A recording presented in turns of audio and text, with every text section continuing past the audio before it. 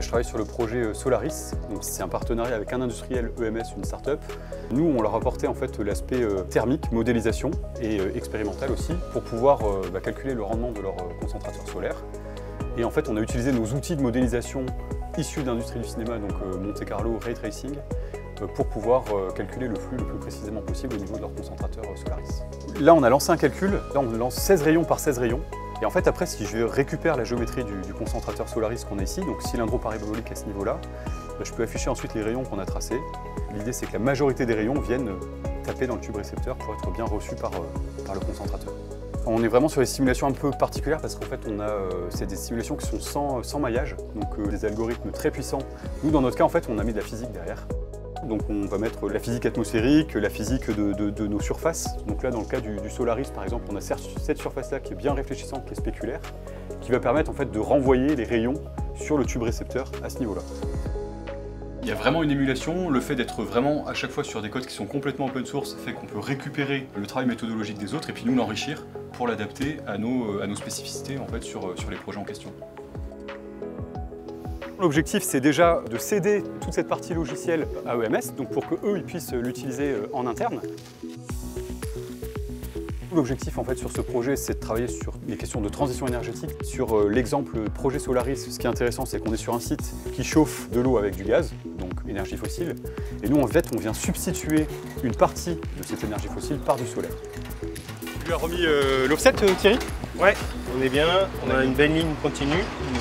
Un bon éclairement du tube, ouais, impeccable. Ouais. Voilà, d'ici une heure, on devrait monter à peut-être 4000 watts.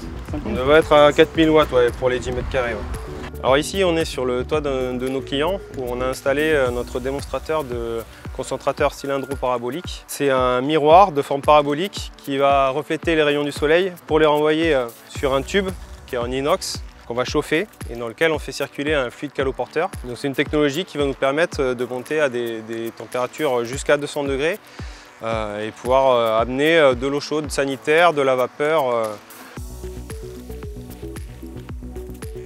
Dans un premier temps, une première étude théorique qui nous a permis de valider les performances qu'on pouvait imaginer sur le concentrateur. Et très vite, on est passé sur un appel à projet avec une collaboration entre Rhapsody et nous pour développer ce démonstrateur et avoir très rapidement des résultats à la fois théoriques avec une simulation numérique faite par Rhapsody et pratique avec les valeurs, l'énergie récupérée en direct sur les démonstrateurs. Et aujourd'hui, on a des résultats pratiques, on a la simulation numérique en parallèle. Et on a de suite les résultats de ce que produit le site. Pour exemple, une fois qu'on a fait les premiers capteurs en fabrication, on a passé un scan 3D pour regarder la forme globale des capteurs. On a directement donné un nuage de points à Rhapsody qui l'a mis dans son simulateur et on a su dans la journée si les miroirs avaient la forme adéquate pour l'opération ou pas. Les résultats, c'est qu'aujourd'hui, nous, on a un modèle qui est vraiment fiable, qui nous permet de faire du prédictif, en tout cas, sur ce qu'on va récupérer en sortie au niveau du ballon. Puis l'intérêt aussi de la modélisation, c'est de finalement pouvoir prévoir, par exemple, si on change un paramètre. Là, aujourd'hui, on a une certaine orientation, on a choisi une orientation est-ouest. On pourrait imaginer passer en nord-sud, et plutôt que de refaire un an de campagne de mesure, on va prendre notre modèle, on va le tourner, et on sait qu'il est déjà très précis, très prédictif. La grosse valeur ajoutée aussi pour nous, c'est que par la suite, on va pouvoir l'extrapoler sur des prochaines installations. Donc ici, on a une installation qui fait 10 mètres carrés pour chauffer 1000 litres d'eau.